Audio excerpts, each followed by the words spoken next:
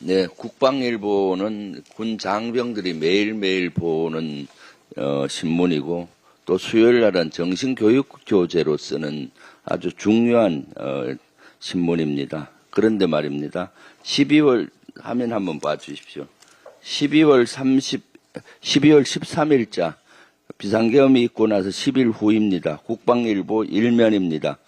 국회에 군병력을 투입한 건 질서 유지를 위한 것이라고 강조합니다. 내란이란 두 글자는 보이지도 않습니다. 이면은 더 심각합니다. 비상계엄은 고도의 정치적인 판단이자 통치행위라는 내용 일색입니다. 이것만 보면 내란 속의 윤석열의 계엄 선포는 매우 정당한 결정으로 보입니다. 한마디로 범죄를 미화한 것입니다.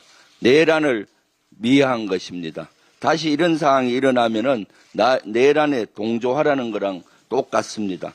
이 정도면 국방일보가 아니라 내란 동조일보 아닙니까? 이것을 체크해 보니까 그 뒤에는 윤석열 캠프 출신의 최모 국방홍보원장이 있었습니다. 그는 12월 12일 윤석열의 담화를 비중 있게 다루라는 지시를 강하게 했다고 합니다. 일부 직원들이 반발했지만 받아들여지지 않은 것으로 전해졌습니다. 직원들이 대단히 반발을 해서 이것도 수위를 낮추어서 적었다고 합니다. 앞서 최 원장은 한강 작가의 노벨상 수상 보도에 대해서도 관련자들을 질타했다고 합니다. 이런 가운데 외교부 부대변인의 내란 동조 행위도 뒤늦게 알려졌습니다.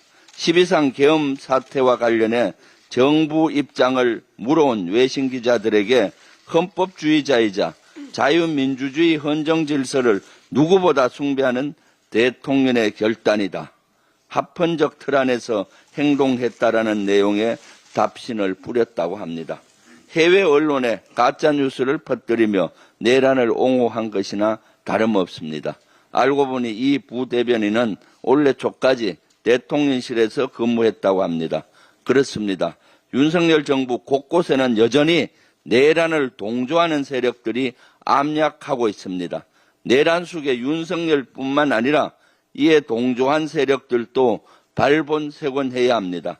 다시는 이 땅에 뿌리 내릴 수 없도록 해야 합니다. 철저한 수사를 할 것을 거듭 강조합니다. 그리고 여기 이 신문은 전부 다 국방부에서는 해수를 하고 여기에 대해서 진상규명을 하고 바로 국방홍보원장은 파면시키고 감옥으로 보내야 된다고 합니다. 내란해야 된다고 저는 생각합니다. 내란에 동조하고 내란을 부추긴 것과 마찬가지이기 때문입니다. 그리고 또 하나가 있습니다. 윤석열은 애초 11월에 중요 국외 일정에 불참하고라도 계엄 의지를 표명했었다. 여인영이 최근 16일 날 검찰 조사에서 이같이 진술했다고 KBS가 보도했습니다. 윤석열은 지난달 14일부터 21일까지 APEC과 G20 정상회담 참석차 남미 순방을 다녀온 바 있습니다. 순방이 시작되는 14일이나 그 이전에 계엄을 선포하려고 했다는 얘기입니다. 제가 제보를 받은 것을 계속 얘기를 했는데 퍼즐이 이제 맞춰집니다. HID 요원들이 실제 5명 정도 속초에 있는 인원들이 소집 리스트가 만들어졌고 이 인원들에게 11월 7일부터 14일까지는 휴가를 보내지 말라는 지시가 있었습니다. 에이펙 가기 직전이었습니다.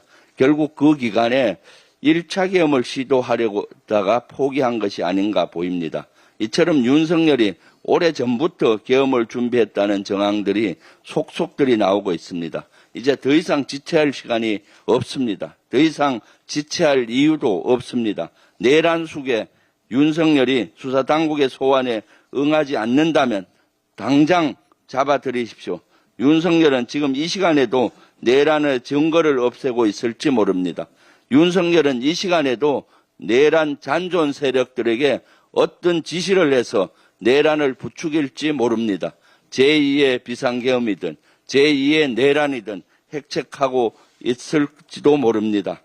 빨리 수사하고 잡아들여야 합니다. 이상입니다.